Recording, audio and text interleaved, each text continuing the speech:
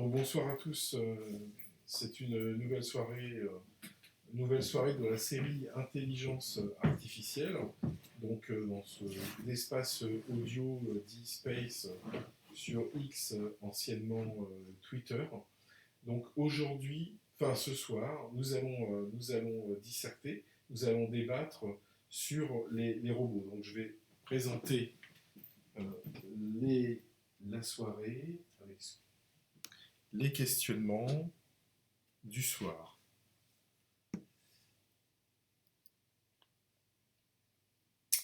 Alors, la thématique du soir. En quoi l'intelligence artificielle peut-elle desservir l'humanité?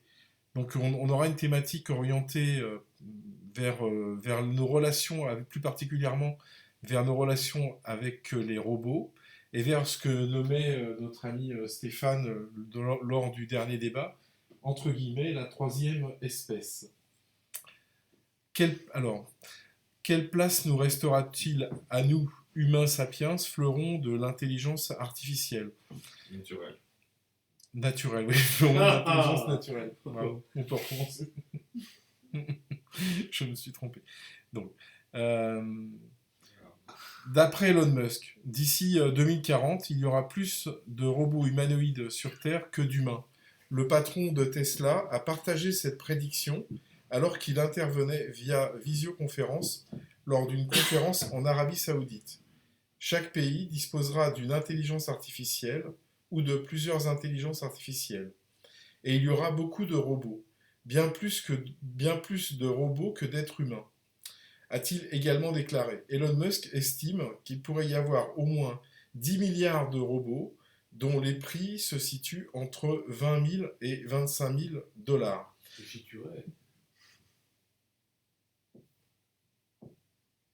Donc, ce soir, nous parlerons de technologies déjà présentes et à venir. Donc, parlerons de véhicules autonomes, d'appartements connectés, de robots de service, dits de service, donc aide ménagère, président de société, collaborateur de haut niveau, ça sera pour les robots dans les années à venir, donc 2030, 2035, 2040 et plus. Et puis on parlera aussi peut-être de la fin du téléphone portable, lunettes connectées, peut-être aussi on va pouvoir parler de ça. Et puis il y a déjà ce que j'ai noté sur un autre papier. Euh,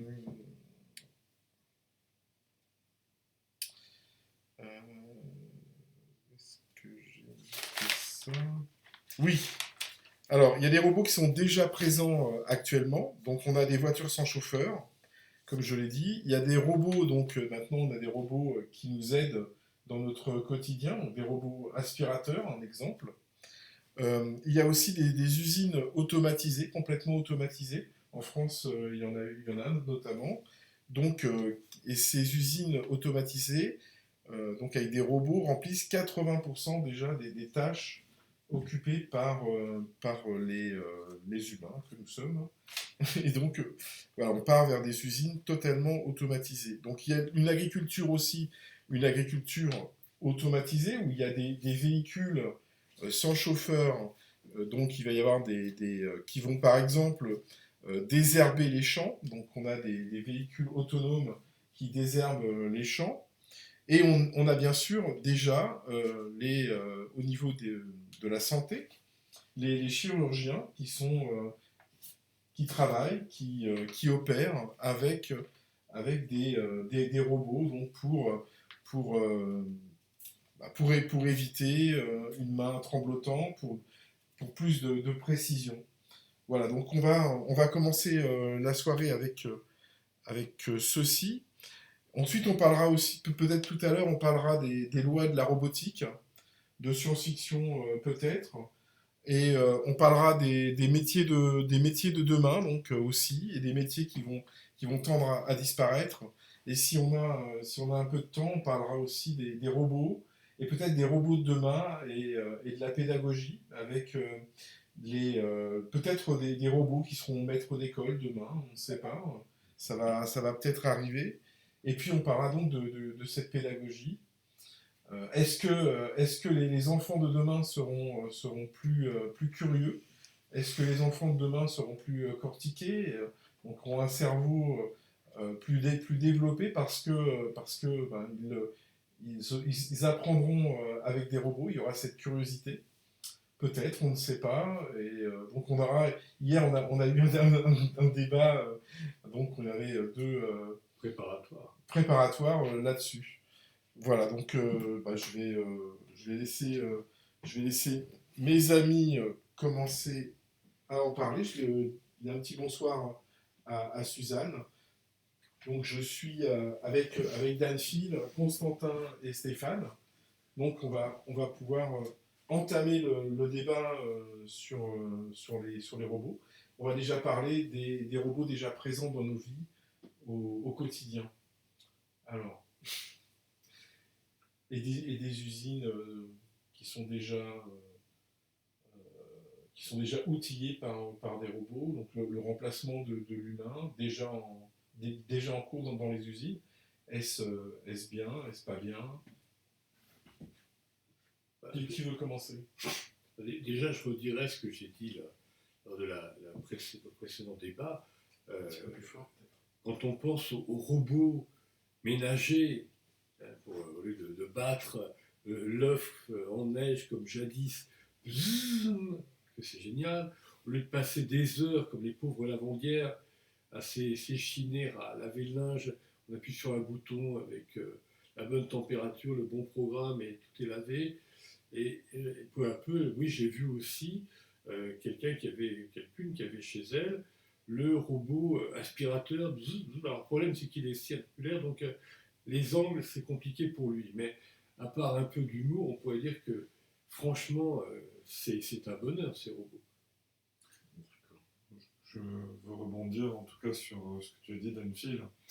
Finalement, en fait, on est face à des robots qui ont une tâche bien précise, délimitée et disons associée à des capteurs qui permettent justement de laisser ces robots conscients en tout cas du monde physique, mais ce ne sont pas des robots qui ont une conscience. Et on est de plus en plus face à, en tout cas, une vision de la robotique qui est connectée à l'IA, en fait, qui amène à ce que cette robotique, en fait, soit consciente ou paraisse être consciente du monde physique.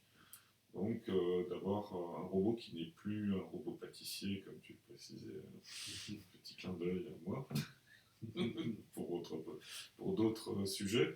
En effet, pour le coup, le robot va peut-être, le robot de demain, va peut-être être plus conscient, en tout cas, de son écosystème ou du monde physique, et avoir peut-être une certaine conscience pour choisir lui-même, en tout cas, des tâches qu'il a à accomplir, en fonction d'un ordonnancement, d'un organigramme, d'une IA, d'un contexte ou d'un apprentissage par rapport à l'être humain, en tout cas, qui est censé servir. Ensuite, voilà. Je voudrais rebondir sur le mot que tu as utilisé. Tu as parlé de servir. En réalité, moi, en venant en voiture, je réfléchissais à cela, c'est-à-dire la question du quelle société, quel genre de société on est en train de mettre en route et quel modèle on reproduit à partir du moment où on fabrique un système dans lequel le rapport est un rapport d'esclave, c'est-à-dire en fait on considère que et on n'a pas l'air d'avoir tellement de problèmes avec ça. C'est-à-dire qu'en fait on fabrique une machine qui va nous servir et on entre donc de fait dans un rapport qui est un rapport non, je dirais, asymétrique ou déséquilibré, ou en tout cas un rapport de délégation qui forme une sorte d'inégalité et on se met dans un rapport où finalement on va attendre de ce système qu'il exécute au mieux nos ordres, éventuellement qu'il se substitue à nous par rapport, mettons, à des tâches qui pour nous sont difficiles parce qu'on n'a pas assez de force ou parce qu'on n'a pas envie de les faire. Et finalement, ça institue une relation qui est une relation de type maître-esclave. Et donc finalement, je me demande pourquoi nos sociétés fabriquent ou vont vers ce type de fabrication de système. On pourrait imaginer que la société n'aille pas vers ce type de solution, de technologie. D'accord.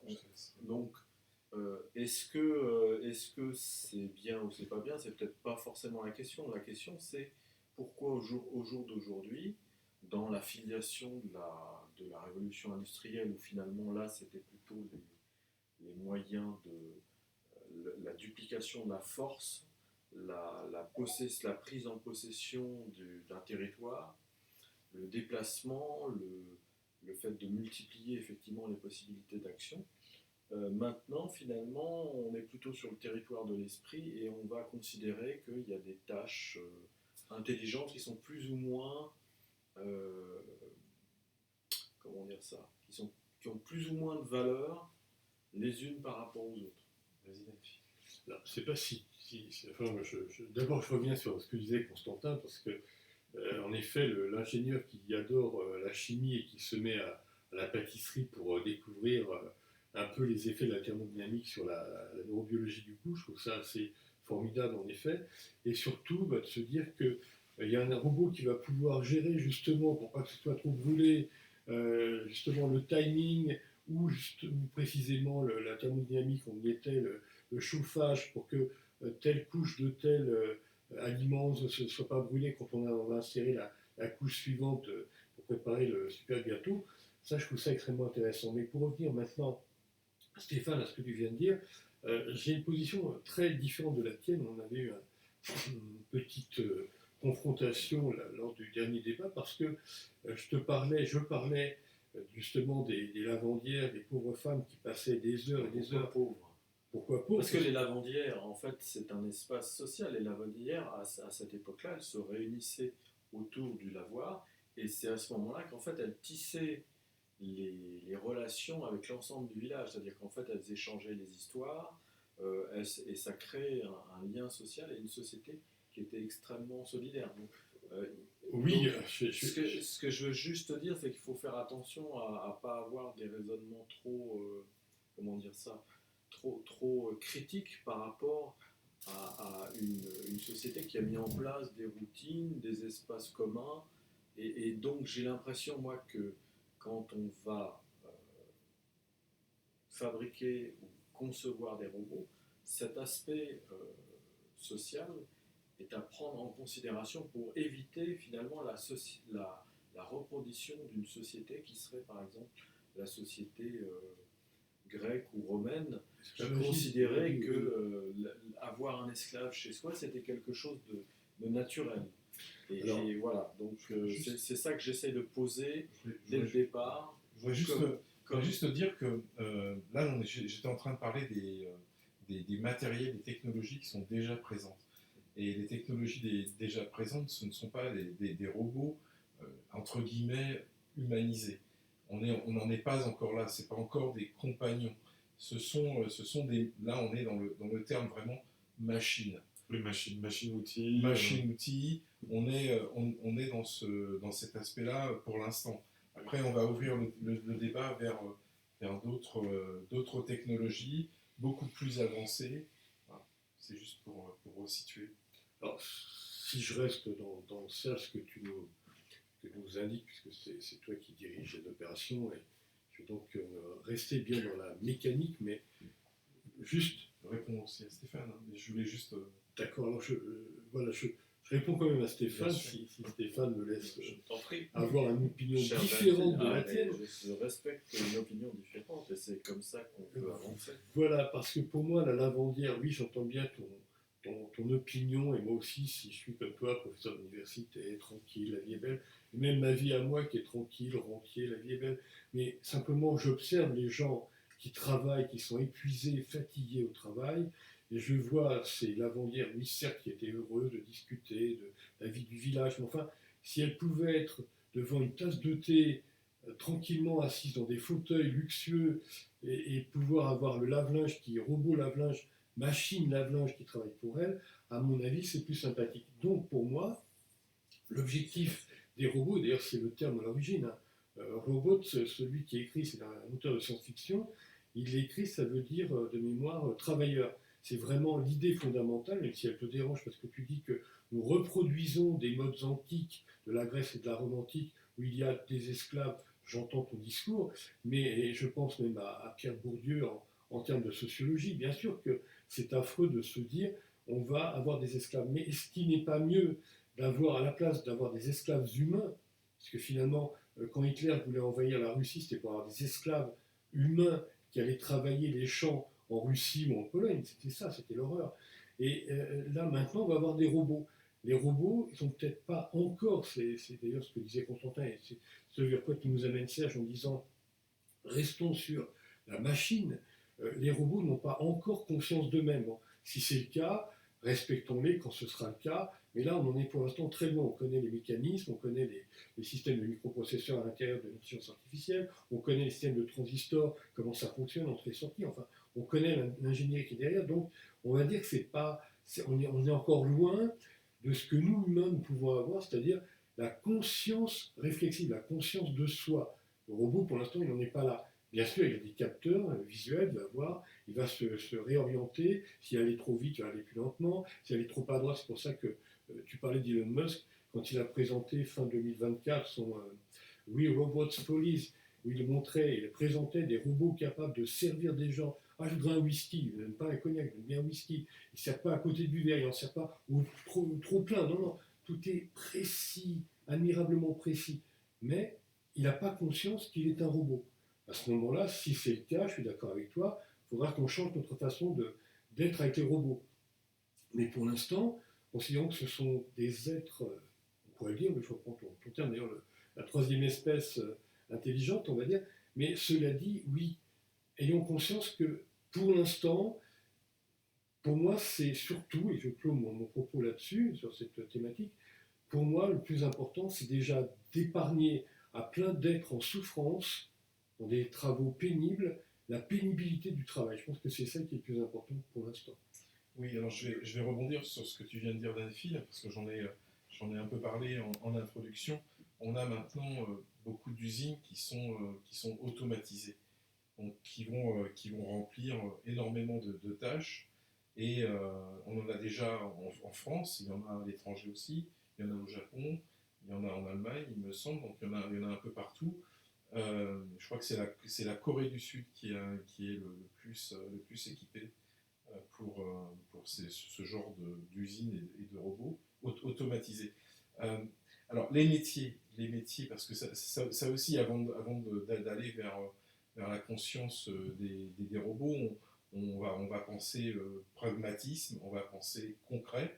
Donc, les gens qui ne seront plus dans des travaux lourds, comme tu disais d'un fil, dans des travaux pénibles ils vont aller vers quel autre emploi ça va être quoi pour eux? Alors c'est pour ça qu'on ne peut pas poser la question sans la poser dans le champ de l'économie politique. Dans le sens, c'est des choix de société. Par exemple, le Japon, a priori, a pris une orientation qui est de dire, bon ben voilà, comme tu le disais, moins de pénibilité, des gens mieux éduqués, des gens qui n'auront pas de tâches à effectuer, en plus une population extrêmement vieillissante. Donc le parti pris, c'est de dire, bon, bah, on va fabriquer, on va concevoir et fabriquer des robots, et ils sont sur ce choix de société dans lequel finalement, si on tient compte de la démographie, dans quelques années, bah, il y aura effectivement plus de robots que de Japonais. Oui. Mais avant, il faut quand même essayer de réfléchir sur est-ce qu'on souhaite ce type de société dans lequel finalement on a quelques personnes qui se consacrent à des tâches artistiques ou imaginatives, et puis toute une partie de l'économie qui fonctionne uniquement sur des robots. Le risque que je vois, c'est plutôt le fait que tout ça part d'une histoire de duplication, c'est-à-dire que le modèle, c'est on va fabriquer. Pourquoi on a fabriqué des robots? Pourquoi on a constitué ces usines robots? C'est en fait pour faire baisser des coûts, c'est-à-dire pour produire le même objet euh, en quantité astronomique, et ça fait effectivement descendre les coûts de fabrication. Et on met plus ou moins d'intelligence à l'intérieur. Mais est-ce que c'est un choix qui est comment dire, sage ou pas, finalement, de se retrouver avec des tas d'objets identiques, et puis ça amène de fait comment dire ça, la disparition de la variété. On est dans un monde dans lequel finalement tout se normalise, qu'on soit en France ou au Japon ou je ne sais trop quoi. Ben justement, la fameuse machine à laver le linge, en fait, c'est une machine à laver le linge qui est la même partout sur la planète. Et puis finalement, les gens ne sont plus capables, par exemple, de laver le linge, et puis encore moins de discuter dans des espaces dans lesquels ils laveraient le linge ensemble. Et donc c'était une activité qui avant participait du collectif, au sens où finalement chacun venait avec ses histoires, j'exagère un peu, hein, mais venait avec ses histoires et faisait transiter de la relation, des histoires, de l'intelligence. Et donc, et finalement, le processus, c'est quoi? La technologie, elle duplique ou elle fabrique un système qui, effectivement, va matériellement aider ou en tout cas réduire l'effort, mais néanmoins, je ne suis pas sûr au niveau de l'intelligence sociale, ça soit forcément quelque chose de positif. En tout cas, il faut essayer de se poser la question sur quel type de civilisation on souhaite. Est-ce qu'on souhaite une civilisation dans laquelle on a des êtres humains qui ne sont pas déqualifiés, en tout cas dont on n'extrait pas les savoir-faire qu'on encapsule dans des machines, et puis après on va se retrouver, clairement, c'est ce que dénoncent les films de science-fiction, on va se retrouver avec pour le coup une troisième espèce qui voudra acquérir l'égalité vis-à-vis de nous, et voir, comme elle est fondée sur un paradigme de perfection et d'optimisation, parce que ça on n'en a pas parlé, mais ça va être des machines ou des systèmes qui seront beaucoup plus performants et précis dans le monde matériel que nous-mêmes. Et donc l'aboutissement de ce scénario, c'est ce qu'on voit dans les films de science-fiction, c'est la révolte des robots qui finalement trouvent que leurs créateurs ne sont pas si parfaits que ça, et finalement s'ils disparaissaient, le monde serait beaucoup plus parfait qu'avant. Donc, un prix de revient. Voilà. Donc on revient à ce que tu disais. Donc je vais revenir sur les prix de revient. Effectivement, les prix de revient vont baisser, les prix d'achat vont baisser, la production va augmenter. Et je reviens, ça c'est pour parler dans ton sens. Est-ce que c'est une société que l'on souhaite, donc avec une frénésie finalement de production? Est-ce qu'il y aura autant, est-ce que les consommateurs, on va les appeler comme ça, parce que c'est vraiment les consommateurs ont l'envie d'acheter, est-ce que ça va pas, il n'y aura pas trop en production? Qu'est-ce que, au niveau des produits? Alors, je pense que déjà, si on pense produit, à mon avis, déjà, Stéphane, tu venais sur la question de la civilisation, tu parlais énormément de diversité, mais à mon avis, la problématique, elle est complètement ailleurs. Elle est au niveau des produits, mais aussi au niveau, derrière des produits, de l'énergie qui permet aux produits de se vendre, de circuler, de se fabriquer. Il faut de l'énergie. Or, on s'est rendu compte, et ça c'est toute la problématique qui est extrêmement grave, ça a été lancé il y a une dizaine d'années, on est dans les années, au début des années 2010, par les grands patrons de la Silicon Valley. Je pense à Larry Page et Sergey Brin, donc les deux fondateurs de Google, comment s'appelle-t-il pour Apple? Non, c'est Apple, enfin aidez-moi si. Steve Jobs. Steve Jobs, voilà. Non, Steve Jobs, c'était pour Apple, bah oui. Apple. Oui, merci à vous deux. Bon, voilà. Tous ces gens-là et d'autres qui sont mis à réfléchir et à se dire, on calcule que le pétrole va être de plus en plus rare. Il va falloir forer de plus en plus profondément. Donc ça va devenir de plus en plus cher. Donc le consommateur moyen qui utilise sa voiture, je ne sais pas, l'infirmière de base ou l'artisan de base qui va rouler pour vendre, pour avoir des clients, ben, l'essence qui vaut un prix X, ça va être 2X, 3X, ça devient plus achetable. Donc la voiture, elle va rester dans le garage. Donc au bout d'un moment, ils se sont dit, il faut donc aller vers d'autres types d'énergie. Mais la problématique, elle va très très loin. C'est-à-dire que euh, tant qu'on a, disons, comment pourrais-je situer ça? Parce que c'est un problème beaucoup plus vaste que ce que tu disais sur la diversité. J'ai envie de revenir sur la diversité parce que j'ai l'impression que tout se relie et qu'il faut le présenter dans ce sens-là. Dire on va manquer de diversité. Mais autrefois, il y a 2 siècles, 3 siècles, 1700, 1800, 1900, dans ces époques-là, eh bien, le téléviseur n'existait pas, l'ordinateur n'existait pas. Et quand le téléviseur est apparu, on a dit « Oh, ça va créer une génération d'imbéciles ». Pareil, quand l'ordinateur est arrivé. Bon. Mais non, simplement qu'il y a toujours une diversité qui apparaît. Les êtres humains sont très différents à la naissance. Un choix. Je ne parlerai pas de choix, mais je parlerai de diversité naturelle, c'est-à-dire quelqu'un qui est né, même deux jumeaux. Deux jumeaux, ben, il y en a un qui est assis à droite, l'autre qui est assis à gauche. Ben, ils n'ont pas le même angle d'écoute, le même angle de regard, de vue. Donc, ils sont déjà différents. Donc, à partir de là, pour moi, la diversité, elle va être naturelle. Mais par contre, ce qui va changer, c'est l'étage. C'est-à-dire que ça va être de plus en plus du nano, ça va être de plus en plus des gens très cortiqués, très intellectuels, très techniques, des techniciens de haut niveau. Et alors là, ça me permet de revenir sur la boucle de ce que je disais au niveau de l'énergie. Le grave problème, c'est que les gens de Silicon Valley, il y a quelques années déjà, donc se sont dit, si jamais on n'a plus d'énergie disponible, ben, comment on va vivre? On va retourner, c'est le style Mad Max, on va retourner à la préhistoire.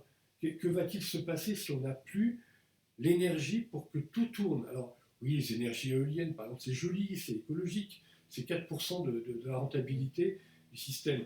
Les énergies nucléaires, s'il n'y a pas die Grünen en Allemagne pour me dire « Ah, le nucléaire, c'est pas bien, remonte au charbon, qui pollue 1000 fois plus ». Bon, faut être fou, vraiment. Mais, donc, la problématique, elle est là, c'est de se dire qu'on a, je clôt là-dessus, parce que ça a été leur réflexion, à ces gens-là, se dire voilà, on a quelques décennies, 2-3 décennies, c'est très court, avant que le pétrole devienne immensément cher, on a quelques décennies pour fabriquer un moyen nouveau d'épargner à l'humanité de retomber vers l'esclavage humain, avec des coups de fouet, avec des coups de bâton, de retourner vers l'usine, c'est-à-dire vraiment l'enfer absolu pour tous. Donc, c'est d'arriver à des robots. Donc ils s'y sont mis à 3000%. Et je pense que ça, c'est beaucoup plus important que de se dire, est-ce qu'on aura la diversité? Et je clôt là-dessus, oui, la diversité, elle sera là, mais autrement. Est-ce que les robots qui ont été donc cette course aux robots, ces usines, je vais donner la parole à Constantin, ces usines totalement automatisées, est-ce que c'est pas aussi un problème? J'ai vu ça dans une vidéo. C'est un problème pour ne pas délocaliser. Donc on va automatiser pour baisser les coûts de revient et pour ne pas délocaliser.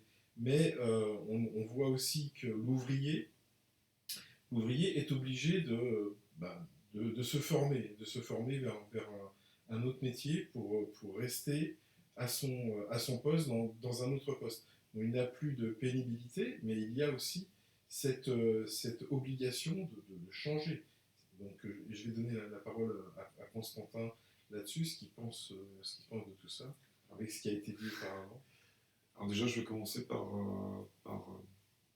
le milieu de l'usine, parce que justement, j'ai mis en place des systèmes automatisés pour des usines. Et j'ai vu aussi potentiellement une usine, en tout cas dans le Loir-et-Cher, hein. Je ne dirais pas de nom, mais complètement changé. Ça a commencé par les chariots qui emmenaient les charges d'un point A à un point B, qui ont disparu pour être remplacés par des automates. qu'on appelle des AGV, qui sont des automates, hein, des machines intelligentes parce qu'elles sont asservies par un logiciel qui lui-même a été développé par un être humain. Donc on va rester dans le cadre des machines précisées par Serge. Donc moins d'erreurs, moins d'accidents, moins de pénibilité pour les êtres humains. Par contre, bah forcément, une transformation des métiers. Alors en effet, si on met en face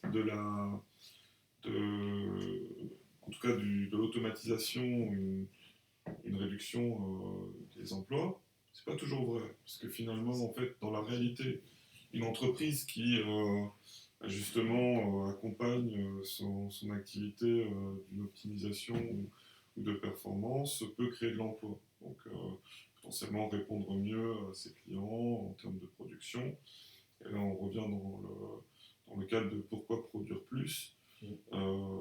Là, la question, en fait, elle est très simple. Enfin, la réponse est très simple. C'est on produit plus parce qu'il y a une demande, en fait, tout simplement.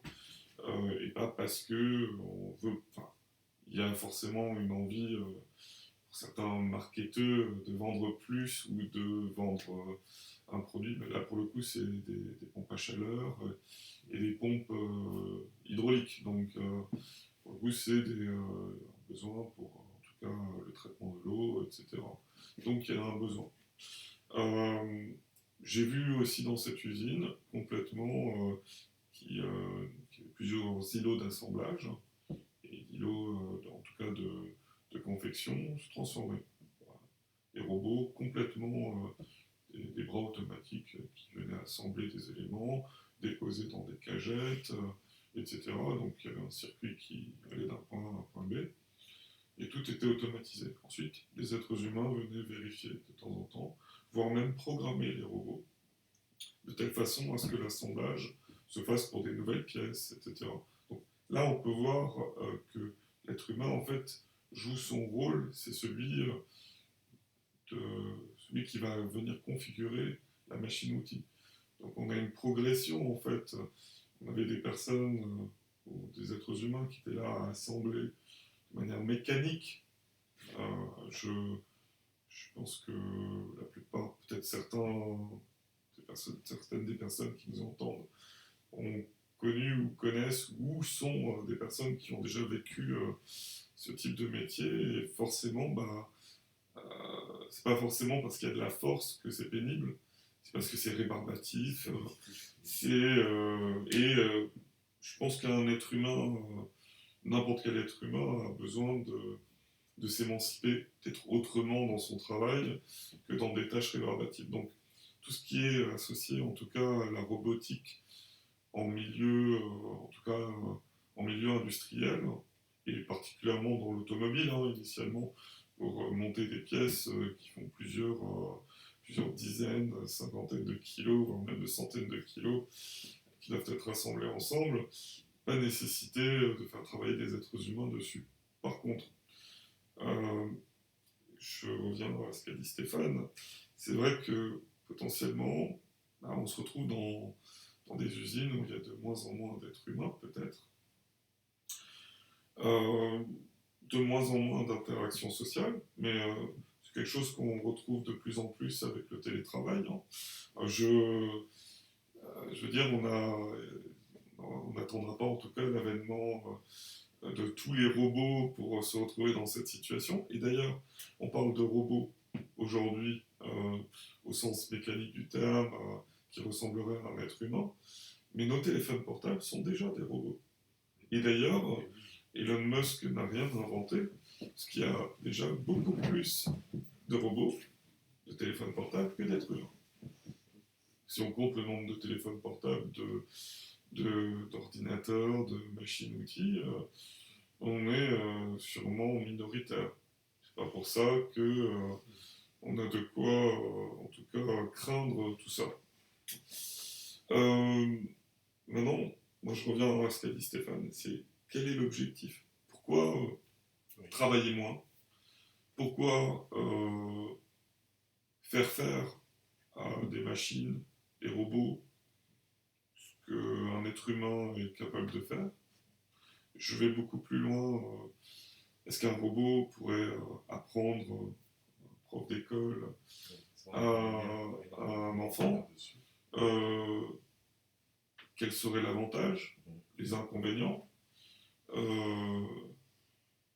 est-ce que ça ne donnerait pas la possibilité à un enfant d'avoir un cursus d'apprentissage purement dédié à sa personne, adapté à ses On capacités. va parler de ça. Voilà, mais Non, mais ça, c'est vraiment une grosse question. On a déjà commencé à en débattre.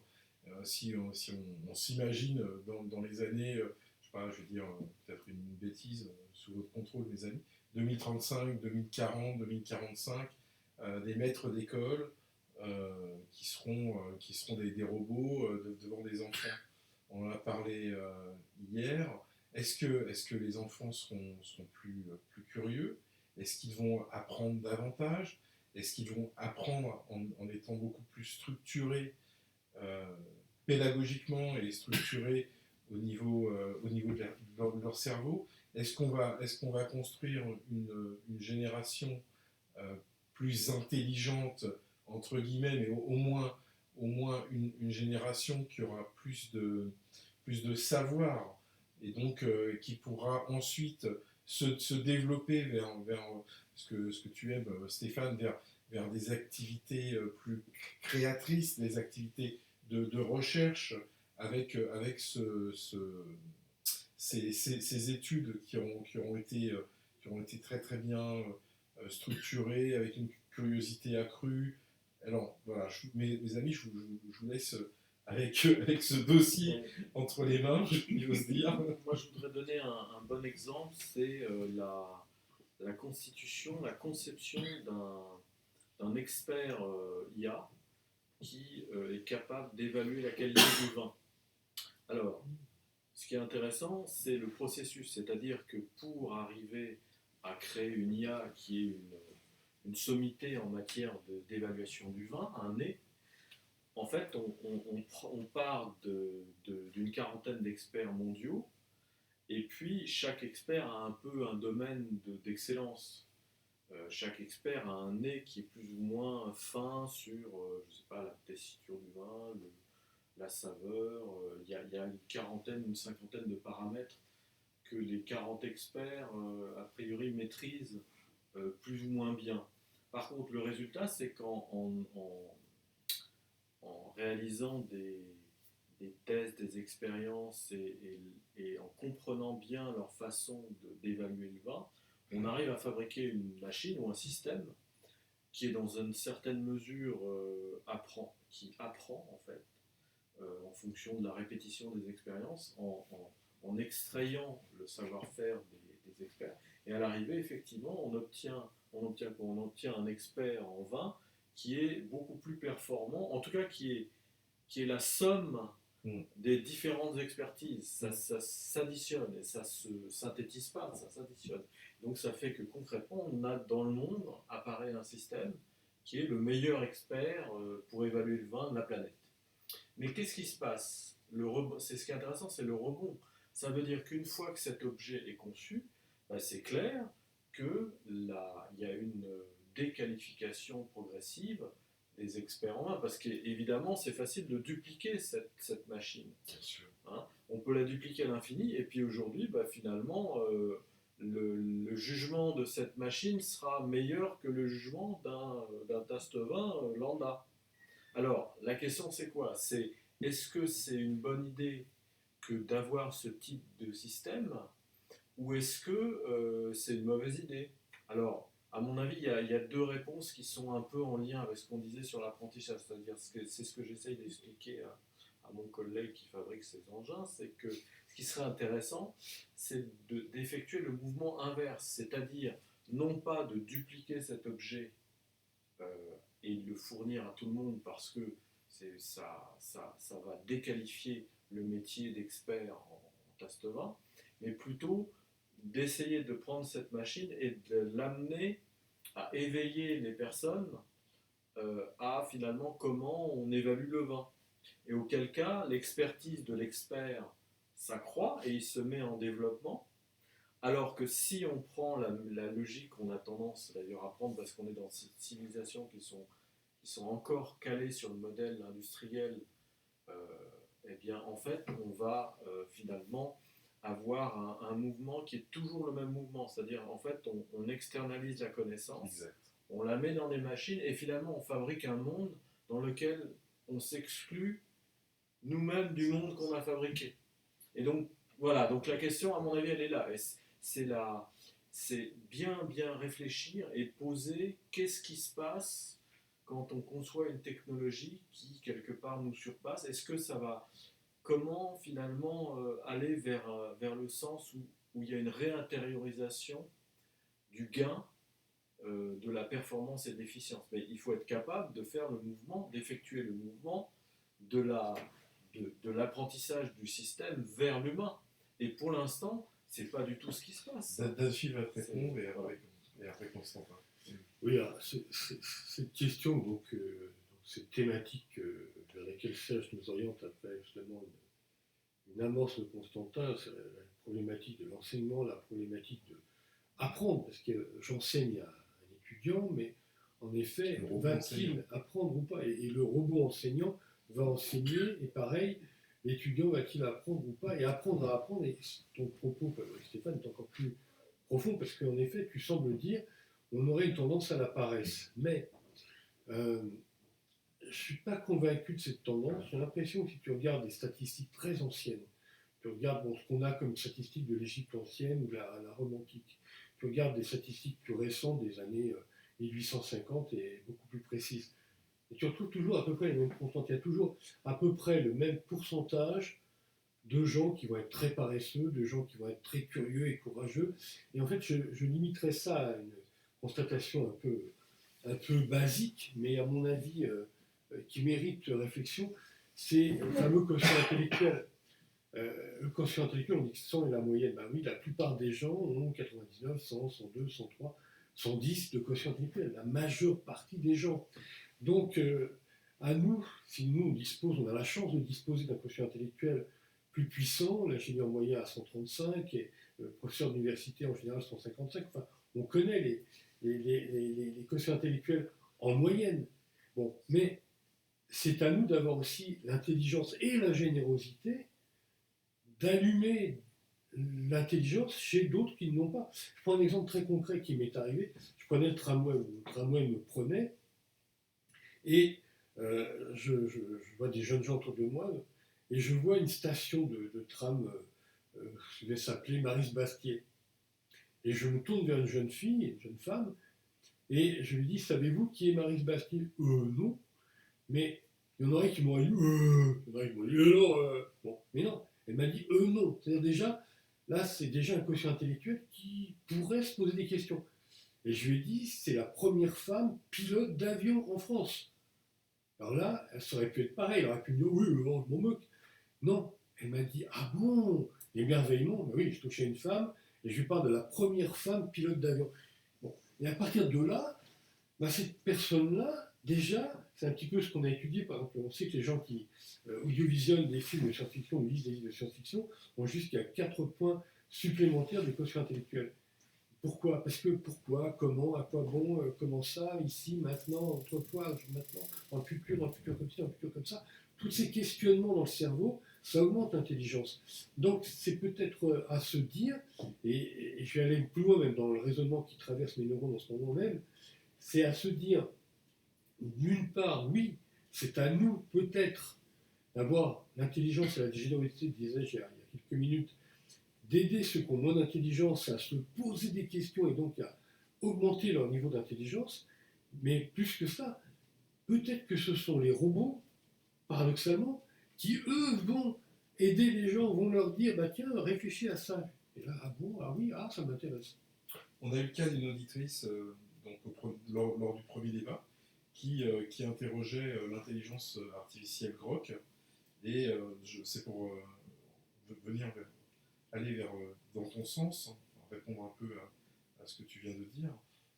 Elle était en train de se dire que Grok était comme un ami pour elle.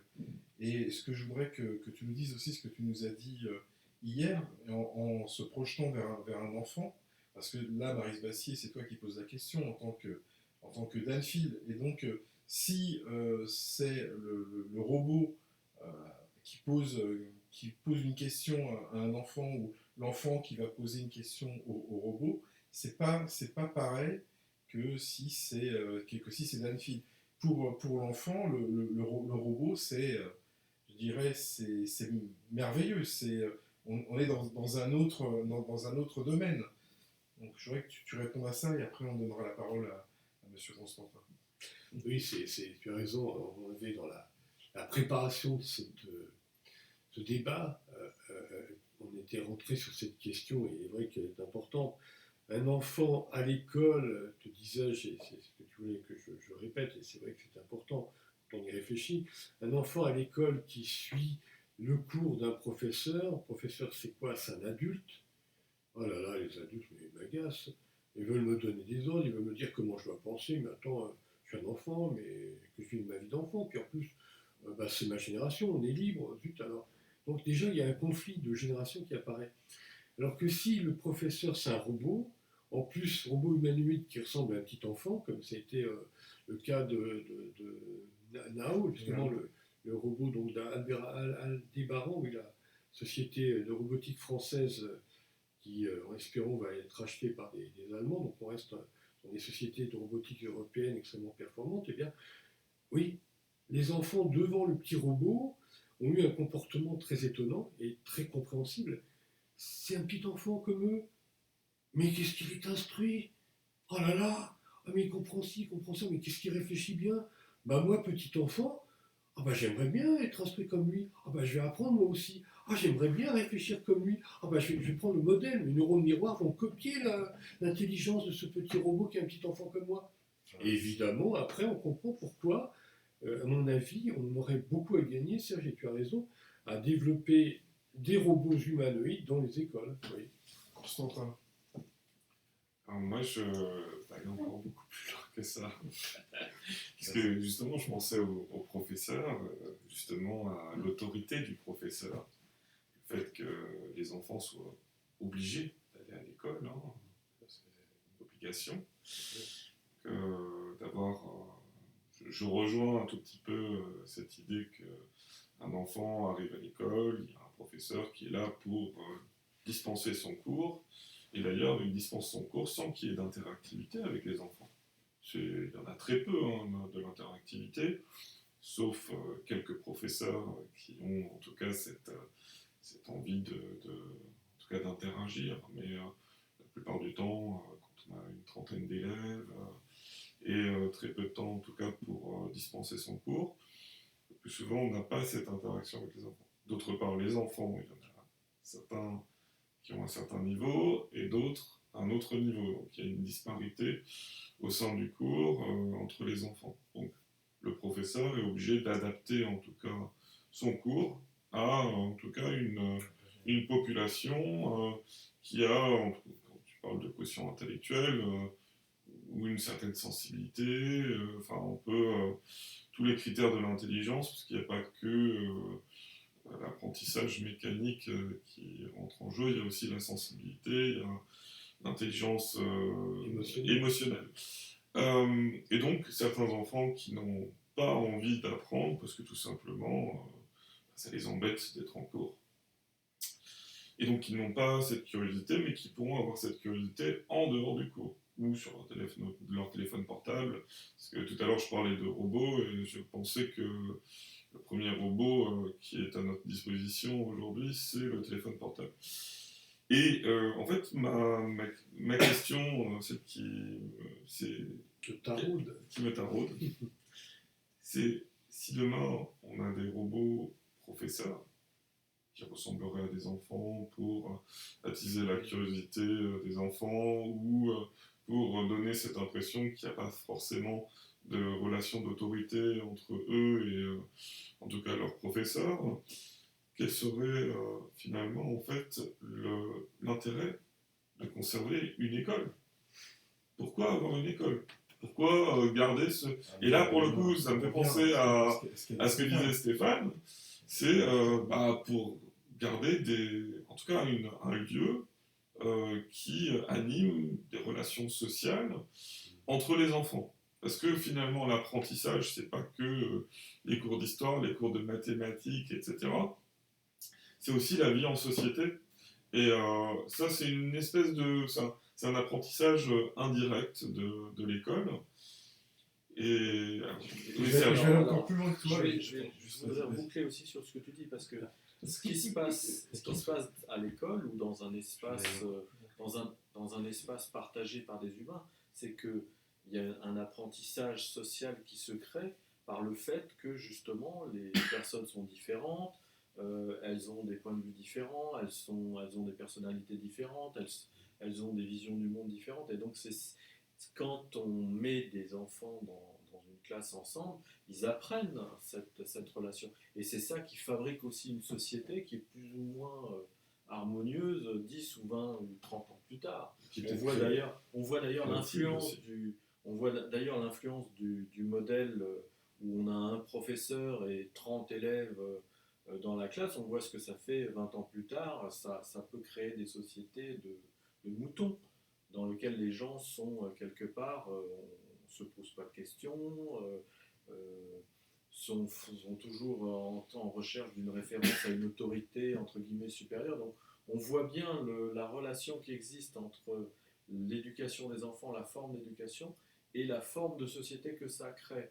Donc est-ce que le robot, ou en tout cas l'entité créée, est capable de quelque part d'améliorer ce rapport? Alors, personnellement, par rapport à l'enseignement, c'est vrai qu'aujourd'hui, ce qui semble intéressant, c'est d'amener les enfants, c'est-à-dire de ne plus être dans un lieu fermé, mais plutôt amener les enfants, par exemple, à être en relation avec des expériences, à aller dans la nature.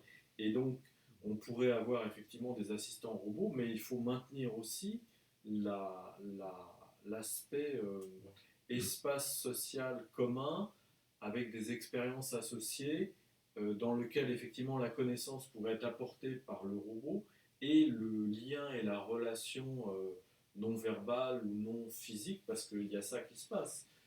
Quand on met deux individus en présence, même s'ils ne parlent pas, ils se co-constituent en tant qu'identité existentielle.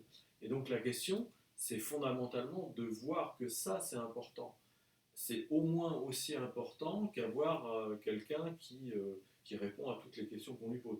Et il y a surtout la question du rapport du robot à la personne. C'est-à-dire que je redis ce que j'ai dit tout au début, je pense que le rapport est d'emblée faussé, parce que le robot, il est conçu comme un outil, un instrument, et et donc on est dans un rapport d'exécutant.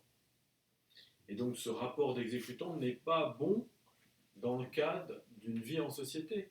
Si moi je m'adresse à Constantin et que j'ai comme référence une créature qui, à chaque fois que je lui pose une question, répond, ou qui est toujours de bonne humeur, ou qui sait tout et que j'entretiens ce type de rapport de façon préférentielle. Ensuite, quand je vais me confronter à un autre humain qui porte son monde, sa différence, sa personnalité, ben, finalement, je vais me trouver fort dépourvu. Je risque d'avoir des soucis. J'irai juste un petit peu plus loin. J'exagère un peu, je durcis le trait, mais je pense qu'il y a cet aspect-là. Cet aspect de comment le robot est conçu, et il est né dans la servitude. Je vais aller un petit peu plus loin, parce que là on parlait des robots à l'école, mais peut-être certainement que dans les années à venir, donc j'avais dit 2030, 2040, 2045, 2050, le robot sera aussi dans les maisons, à domicile. Donc il y aura peut-être des robots aussi dans chaque domicile. Donc l'enfant, quand il va rentrer de l'école, il aura aussi ce robot avec lui. Donc voilà, c'est juste pour comment dire, aller un petit peu plus loin et étoffer un peu. À toi, Delphine. Oui, je voudrais revenir. Alors, tout d'abord, le terme d'autorité, tu as lancé Constantin, tu as repris Stéphane. Ensuite, Stéphane, tu as parlé de servitude et tu as parlé de l'individu finalement qui va considérer que le robot est tellement mieux que l'humain. Alors je vais revenir un peu pas dans le désordre, mais si finalement. Alors, on est au courant, je me souviens d'une interview d'une jeune fille japonaise qui disait qu'elle avait un robot d'accompagnement qui était en même temps qui apparaissait même en logiciel sur son smartphone, donc elle le retrouve en robot chez elle et elle peut le retrouver partout. Elle disait, j'ai plus besoin d'amoureux parce il est plus parfait qu'un amoureux, il me comprend, il comprend tout ce que j'ai, il anticipe comment je vais être triste ou contente, et il me donne ce qui est réconfortant, alors qu'un garçon ne va pas être disponible, il va être triste. Bon. Donc, il y a du vrai dans ce que tu dis, Stéphane, mais je vais revenir maintenant je reviens sur le plan autorité. L'autorité, pour les jeunes de maintenant qui découvrent tout par Internet, je me rends compte, j'en avais parlé déjà avec des jeunes gens d'une vingtaine d'années, les jeunes gens d'une vingtaine d'années sont très dans l'authenticité. Ils en ont assez des masques, ils ont tout compris très vite, ils ont compris que c'est du théâtre ce monde-là. Alors que nous, parfois, on est encore dans le théâtre, on croit que c'est la vie, alors qu'eux, ils ont déjà compris que c'est du théâtre. J'ai même vu récemment, enfin plutôt écouter une petite fille de 7 ans, c'est encore plus impressionnant, qui comprenait ça. Donc on est devant des cerveaux mis dans ce monde moderne de l'intelligence artificielle qui est partout autour de nous, qui se développe à grande vitesse, qui ont déjà compris. Donc quand on leur montre une autorité théâtrale, entre guillemets, le professeur a dit, ça ne les épate plus.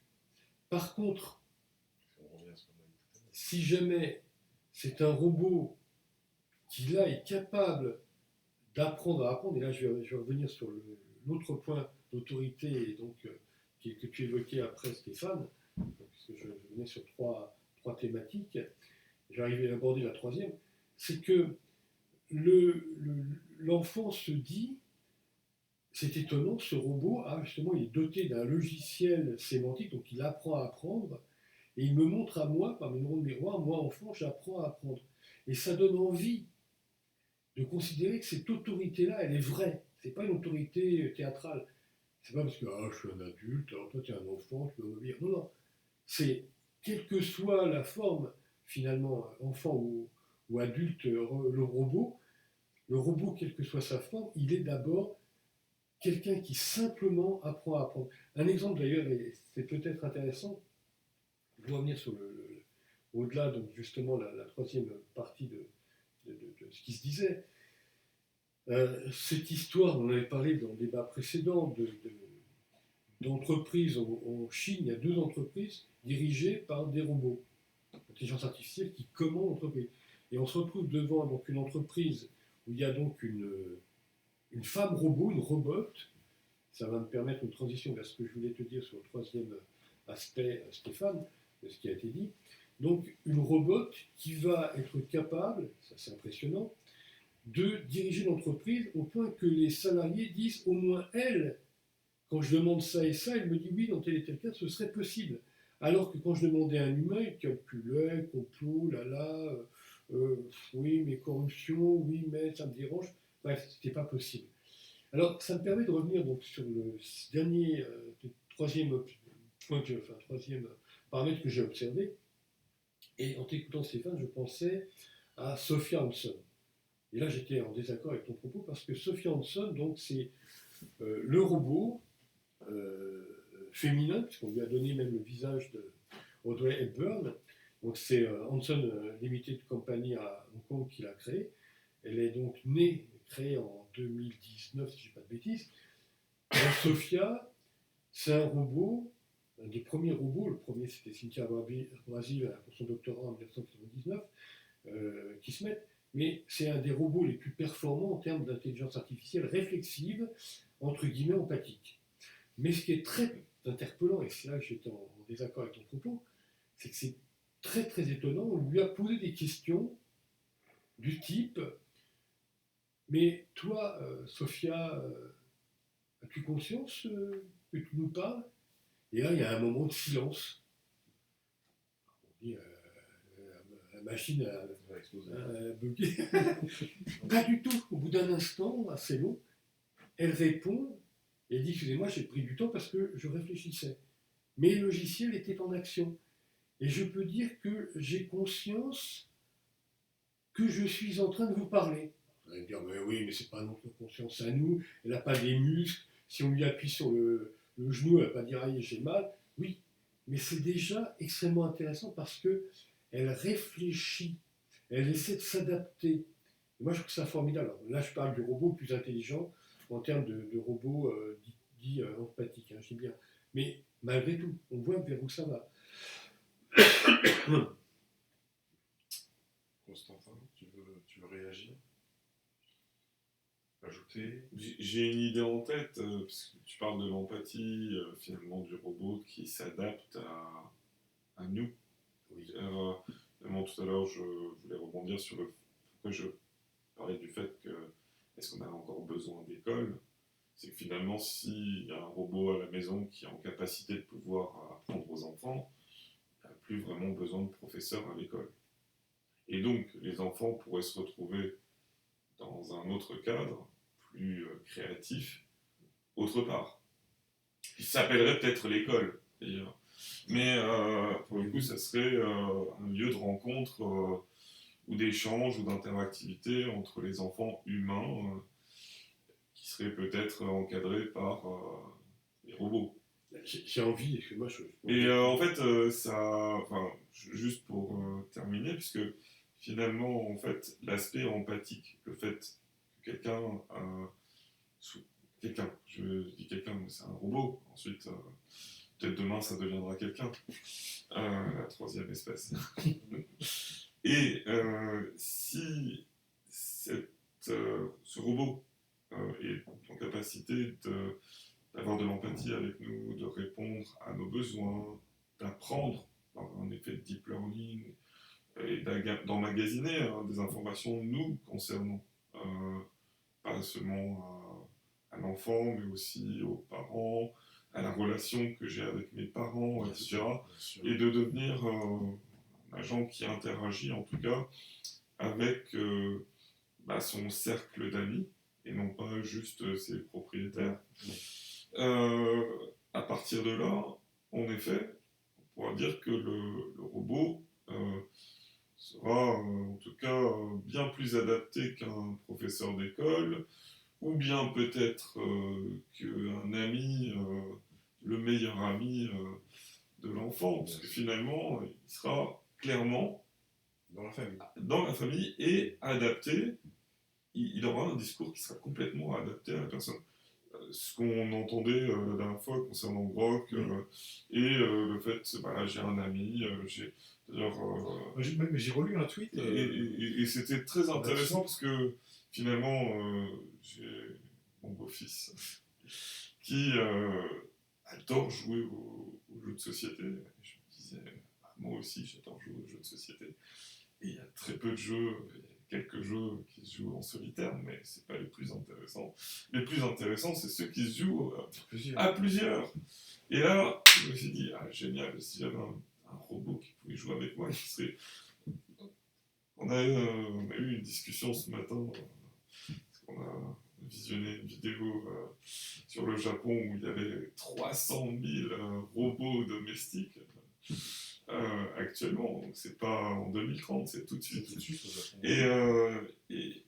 Mais ça m'a fait réfléchir un peu dans l'autre sens, parce que je me suis dit, finalement, ce robot en fait ne fait que nous répondre à ce que l'on a envie d'entendre, quelque part, parce que finalement, il est adapté à nous. Et en fait, ça ne nous permet pas de nous remettre en question. Il va vouloir toujours, dans son algorithme, vouloir répondre au mieux, à optimiser son algorithme pour nous répondre au mieux. Mais ça ne sera jamais un autre être humain qui ne pense pas comme nous, qui va venir et qui va avoir une interaction avec nous, un argumentaire, une contradiction, ce qu'on est en train de faire en ce moment d'ailleurs, d'avoir... voilà, on a tous en tout cas des contextes différents, des traditions différentes, etc. Et je pense pas en tout cas, je me semble pas que ce type d'algorithme qui est fait justement pour être adapté à quelques êtres humains puisse s'adapter à tous les êtres humains. Et justement, cette normalisation, moi, me fait peur, clairement. Et le risque, Ouais, c'est je clôt mon... On va donner la parole. Je laisse à toi. Vas-y. Alors, oui, je vais d'abord revenir. Alors, deux réflexions qui m'ont traversé par rapport de ton arrivée au robot qui effraie parce qu'il serait Justement, je voulais en enfermé parler. dans ce Confiance. monde. Alors, t'entends, je termine.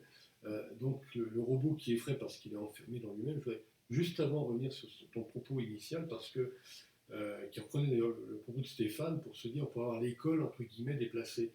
Et personnellement, j'ai tendance à pratiquer du sport en écoutant sur Internet un spécialiste de sport, en regardant, pardon, justement.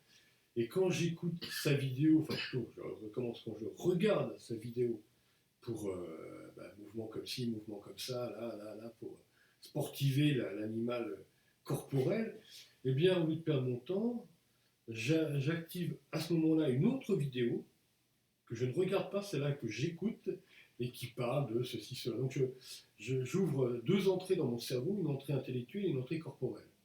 Bon. Et qui permet justement une sortie corporelle musclée et en même temps une entrée intellectuelle qui me muscle l'intelligence.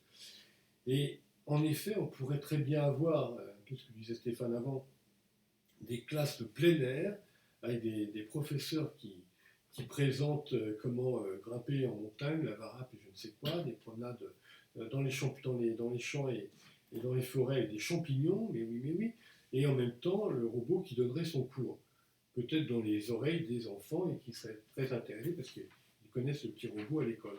Mais je reviens sur la seconde partie de ton propos, Constantin. L'idée d'avoir peur d'un monde qui serait, comment tu disais déjà, Normalisé.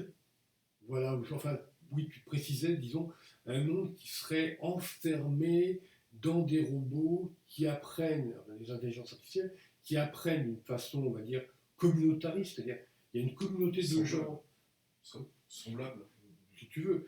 Disons que c'est surtout la notion de communauté, on apprend entre soi une certaine façon de penser, une façon de s'émouvoir, une façon de se mouvoir, enfin, voilà, c'est une vie. Et puis il y a d'autres robots qui vont s'exprimer, ou d'autres intelligences artificielles qui vont s'exprimer ailleurs, et d'autres gens qui les écoutent, et on est séparés dans les communautés.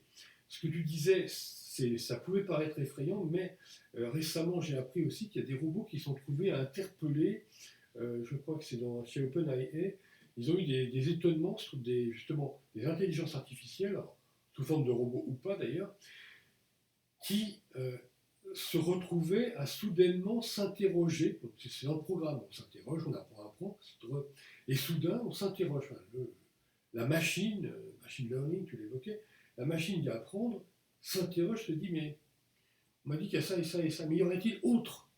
Et là, surprise, elle va chercher chez un autre robot, chez une autre intelligence artificielle. Et elle apprend que l'autre intelligence artificielle travaille différemment, pense autrement.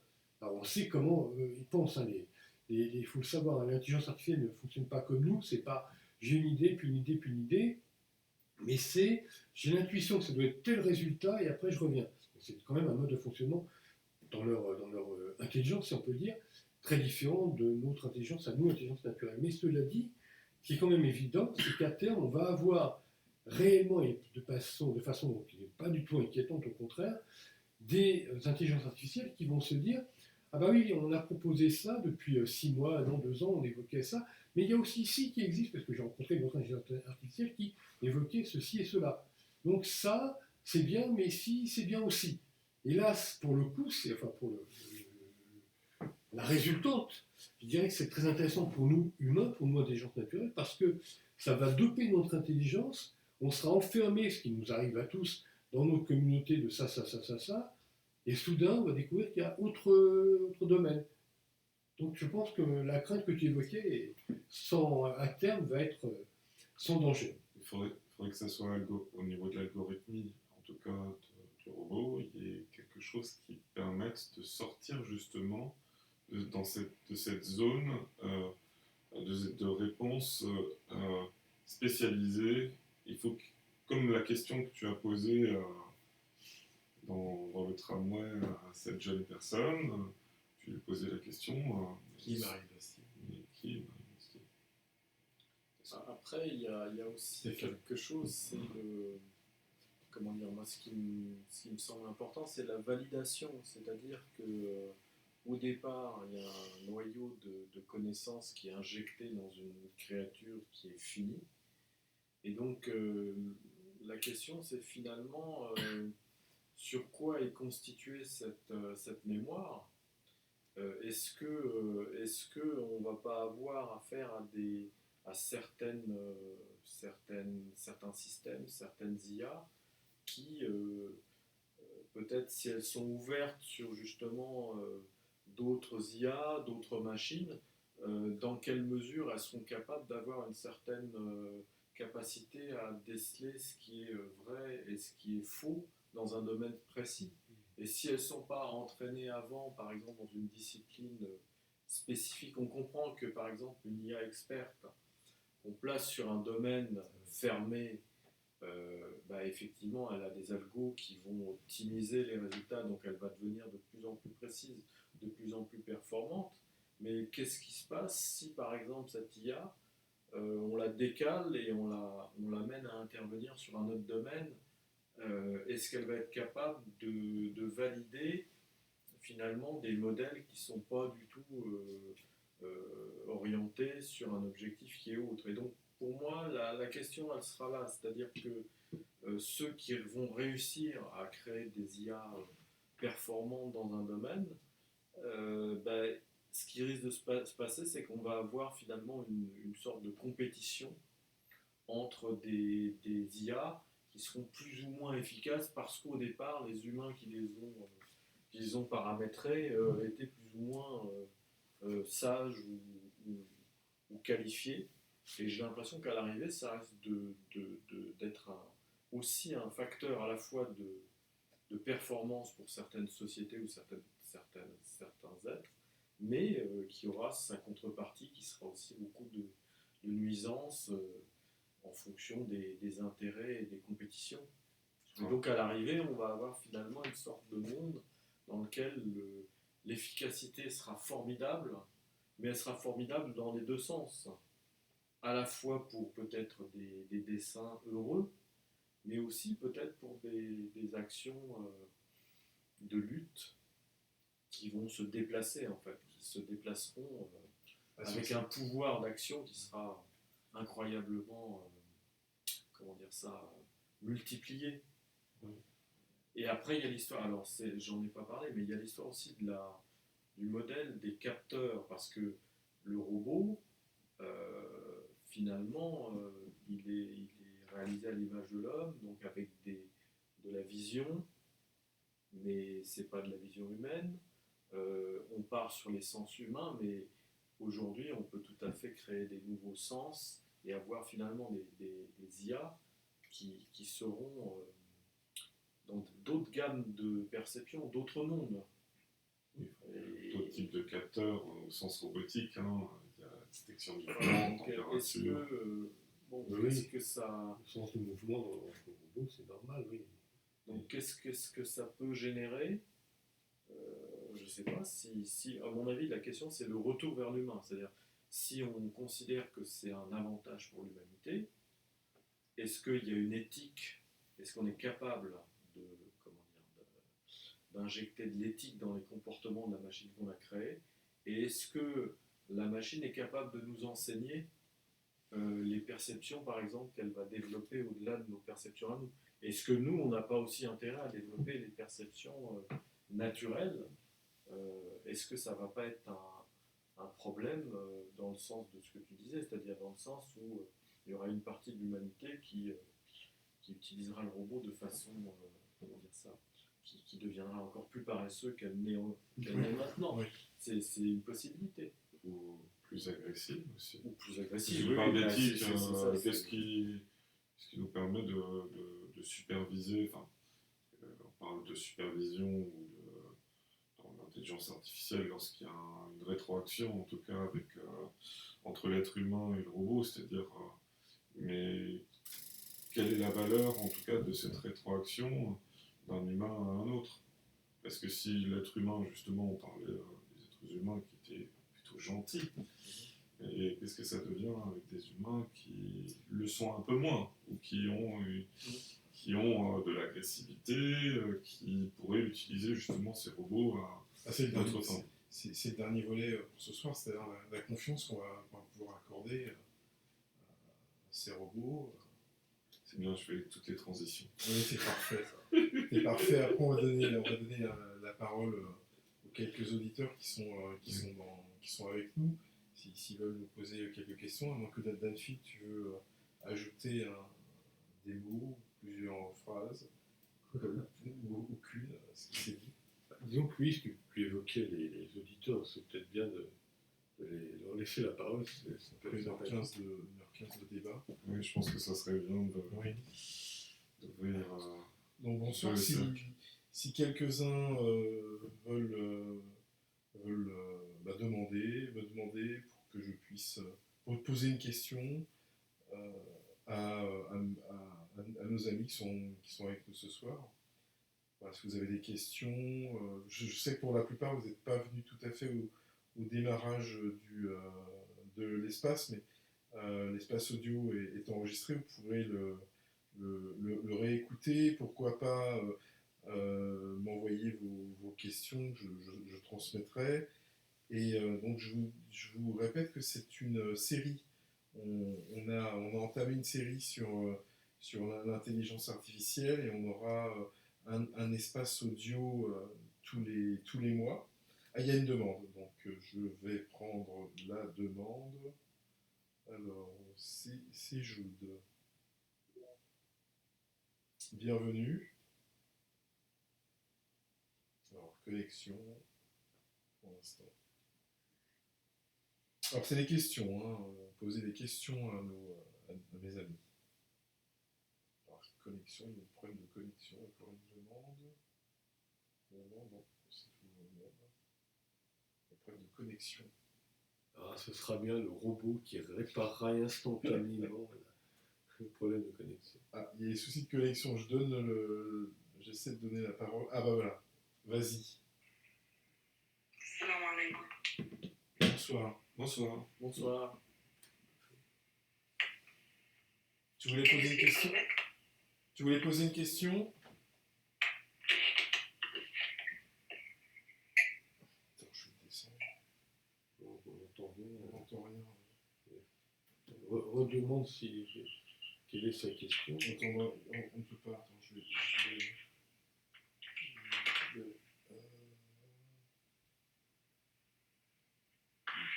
désactiver, je ne comprends pas sa question. Voilà. Quelqu'un d'autre, parce que là on avait des problèmes de micro, donc il ne peut pas nous parler. Quelqu'un d'autre voulait poser une question à nos amis? Suzanne ou Christophe, Chris, Voltigeur ou Lion Vert. Sinon, on va couper l'espace audio pour ce soir. On va vous donner et je vous donne rendez-vous le mois prochain, donc pour d'autres questionnements, à moins que quelqu'un d'entre vous veut poser une question. Alors, peut-être apparemment. Il y a une demande de Virtus, alors je vais essayer de te passer la parole. Alors vas-y Virtus. Oui, bonsoir. Bonsoir. Alors, Moi, c'était par rapport à l'autonomie énergétique des robots. Parce que vous avez parlé du pétrole, mais je veux dire, les robots, il va falloir des terres rares, il va falloir des métaux rares, il va falloir des batteries. Je veux dire, on est déjà un peu à court de ces matériaux, et puis quand on entend les besoins de l'intelligence artificielle, je veux dire, par exemple Elon Musk, le fait que Trump veuille récupérer des territoires comme le Groenland, etc. Quoi. Donc en fait, c'est un peu ce sujet-là. Alors oui, à court de matériaux, là on a fabriqué du graphène, on fabrique du toluène, c'est-à-dire qu'on est en train de fabriquer des matériaux nouveaux. On est bien conscient qu'en effet, il y a moins d'acier, il y a moins de zinc, etc. Il y a des problèmes aussi au niveau des mines qui s'épuisent. Mais comme on fabrique des matériaux nouveaux, finalement, ça va être compensé par l'intelligence humaine. Pour ce qui est, oui, en effet, de se dire que le robot, finalement, va consommer à sa façon beaucoup, mais je pense qu'il faut garder l'objectif premier. C'est que dans l'histoire de l'humanité, et l'histoire, on la remonte à la plus lointaine antiquité, on s'intéresse à Babylone il y a 2500 ans, et même la première Babylone il y a 5000 ans. On s'intéresse à l'Égypte, évidemment, on s'intéresse, même la Chine, hein, c'est toujours un monde avec des esclaves. Et dans le monde moderne, on a réussi à se soustraire, pour l'instant, pour une grande partie de l'humanité, du moins 2 milliards sur 8 milliards, on n'est plus du tout en esclavage. Bon, les autres, il y en a qui sont dans une pauvreté, voire une grande pauvreté, et finalement, c'est pas génial non plus. Mais, à mon avis, même s'il y a un coût, en effet, que vont représenter les robots, un coût énergétique, un coût de fabrication, un coût de matériaux nouveaux à fabriquer, enfin, à inventer même.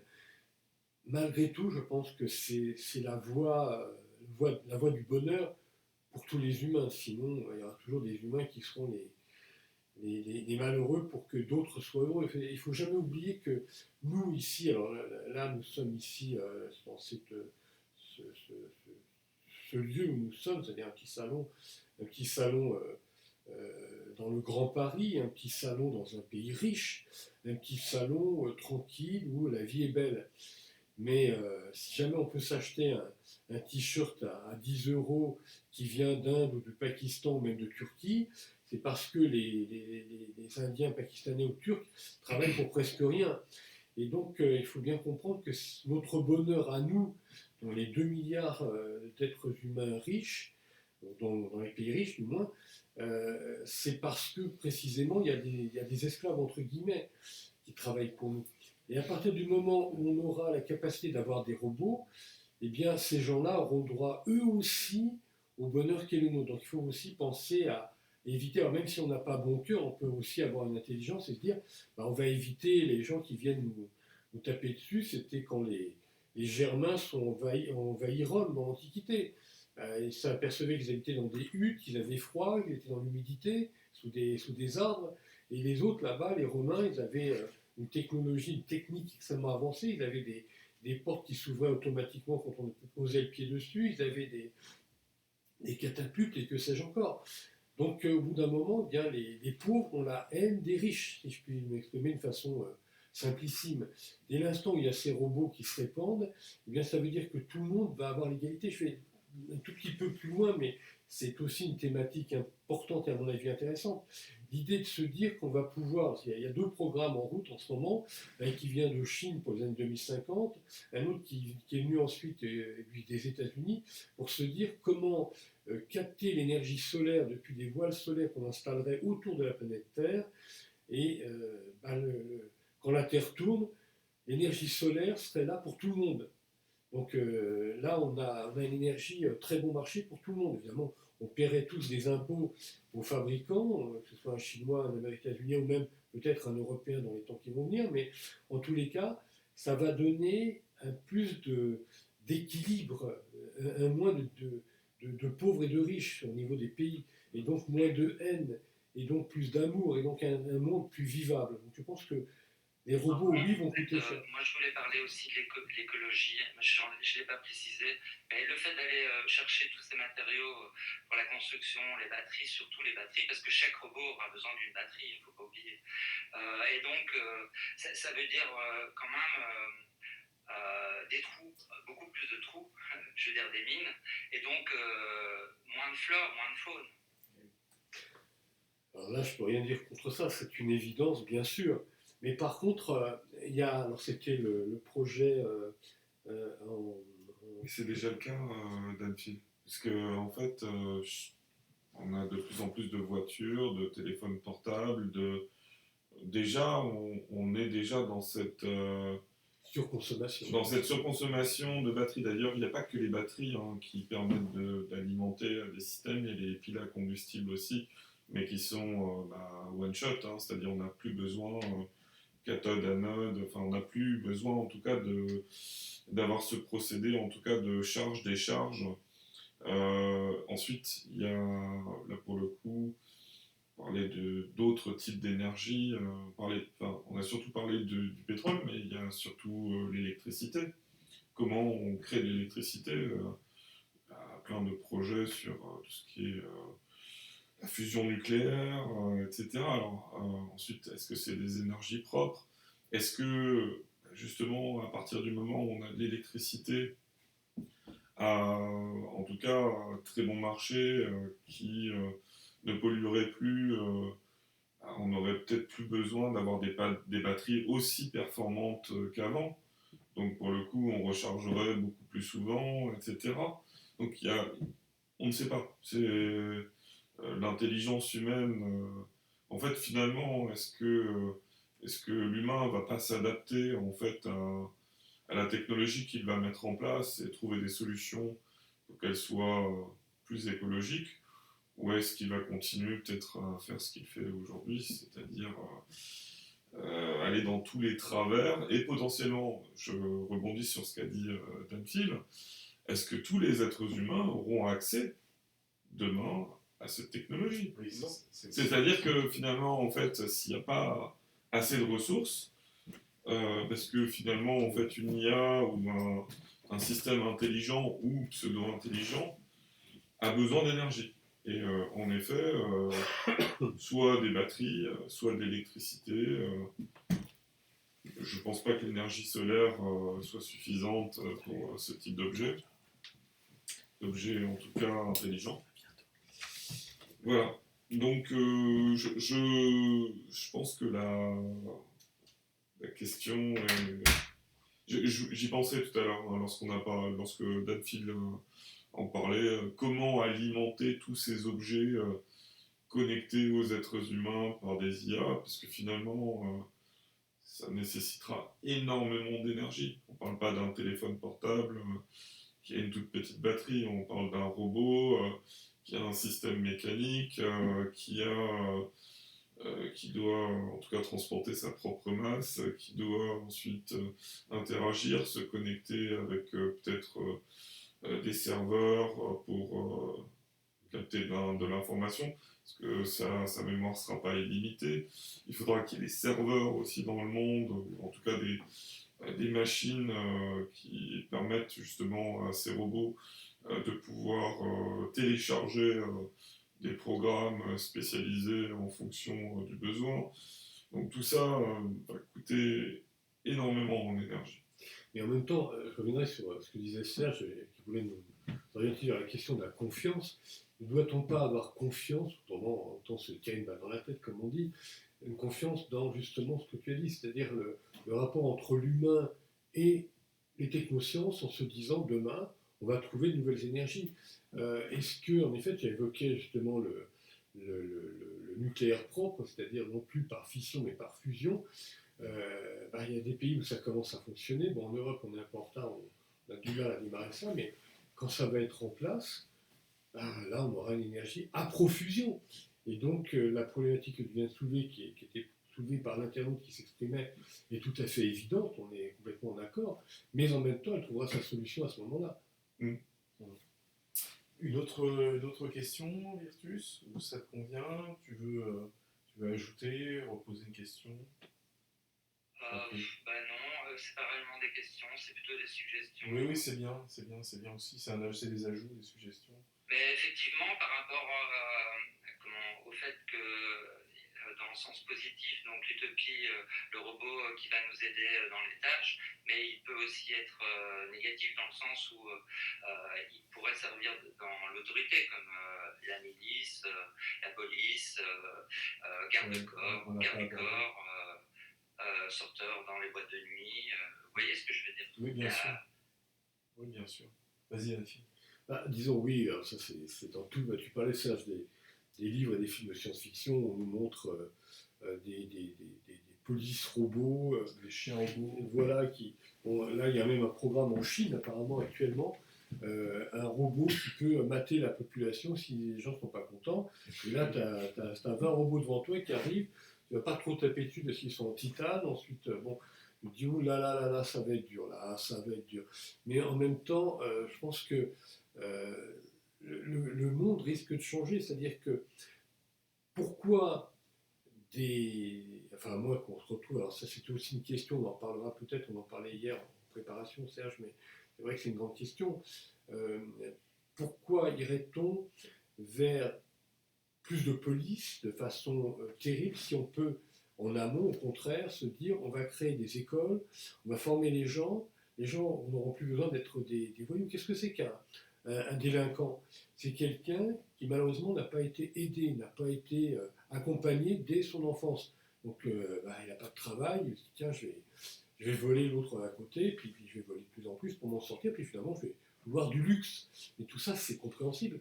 Et si on a des sociétés qui anticipent déjà, à partir de là, sur le plan économique, il y aura déjà plus besoin d'une police accrue avec des robots partout.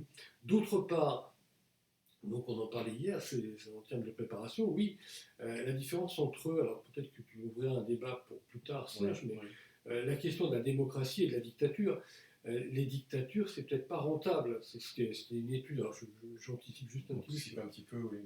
D'accord. Il y a eu un travail de recherche qui a été effectué à la demande du gouvernement des États-Unis dans les années 1930, et donc toute une équipe de statisticiens et d'ingénieurs qui ont travaillé pendant plusieurs années, je crois que c'est à peu près 7 ans, sur justement le comportement des gens en termes de rentabilité. On est sur du domaine économique, c'est-à-dire financier, budgétaire et commercial. Et la grande question est arrivée à comme structure, parce qu'évidemment, à cette époque-là, il y avait Mussolini, il y avait Hitler qui apparaissait, donc on pouvait se dire, et puis il y avait Staline déjà avant, on pouvait se dire, peut-être que la dictature, c'est plus rentable. Aux États-Unis, ils se sont dit, est-ce que ça l'est ou pas? Eh bien non. On s'est rendu compte que quand on laisse des gens libres, ils sont plus rentables parce qu'ils vont se dire, tiens, je fabrique du bois, je coupe du bois, j'ai une acier, et puis mon voisin là-bas, je découvre que lui fabrique des meubles, il a besoin de bois, et moi j'ai besoin de rentabiliser mon bois, eh bien on va s'associer. Et donc toutes ces coopérations, tous ces partenariats ont démontré que la démocratie est plus rentable que la dictature. Donc à terme, l'histoire va amener les dictatures à disparaître, et donc le robot policier qui va frapper tout le monde, petit à petit, ça va disparaître, à mon avis. Bon, ça, c'est une thématique qu'on va, qu'on va déployer plus tard.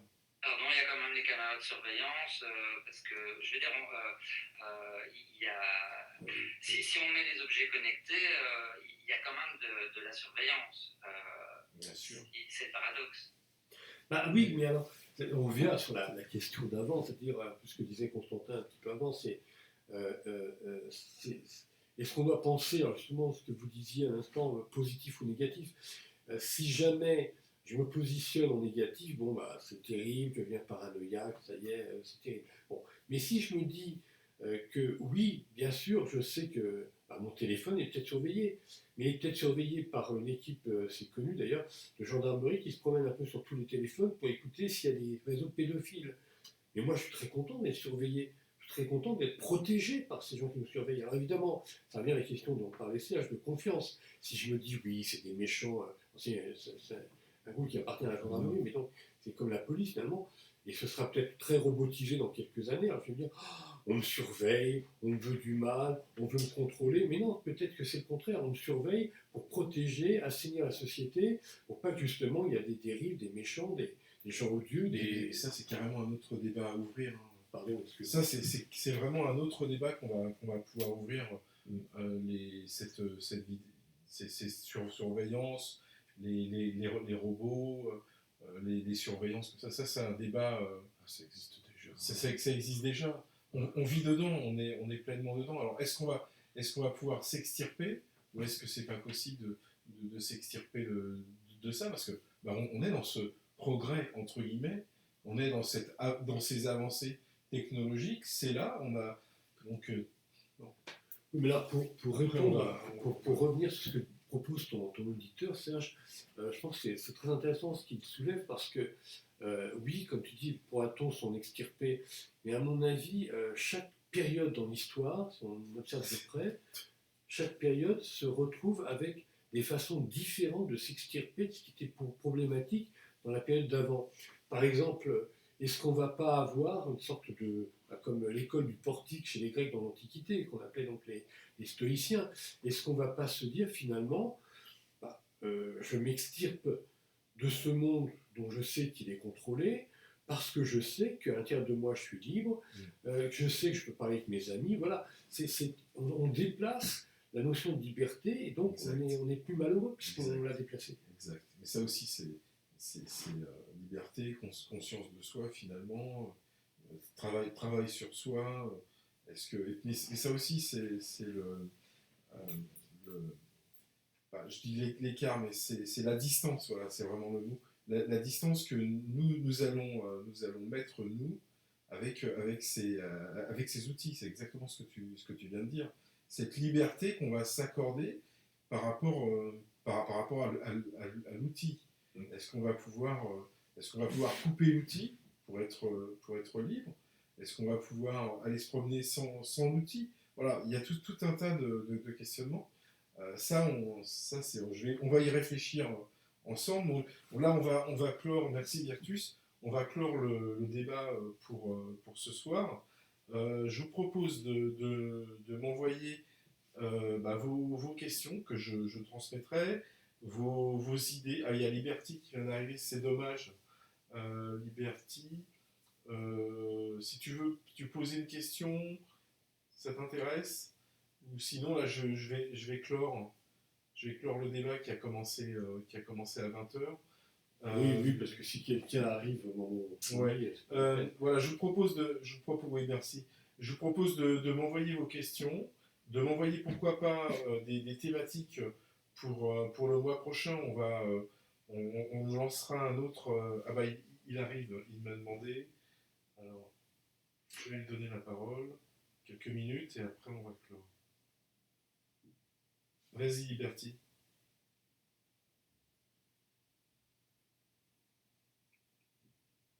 Tu peux parler? Ah, on t'entend pas. Hein.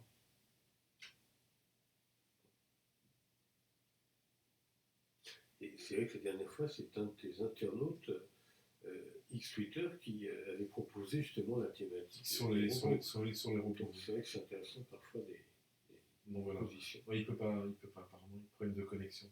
Bon, les amis, je vous propose, on va clore ce débat pour ce soir. Vous pouvez le réécouter, m'envoyer vos propositions de thématiques, vos questions que je transmettrai, les thèmes que vous voulez aborder, que vous voulez aborder dans les futurs débats. Voilà, écoutez, je vous dis à la prochaine fois et puis on va clore cet espace pour ce soir. Merci à tous, à bientôt. Merci. Parce qu'on peut fermer aussi, alors au revoir à nos auditeurs et à bientôt. À bientôt, oui, alors de toute façon...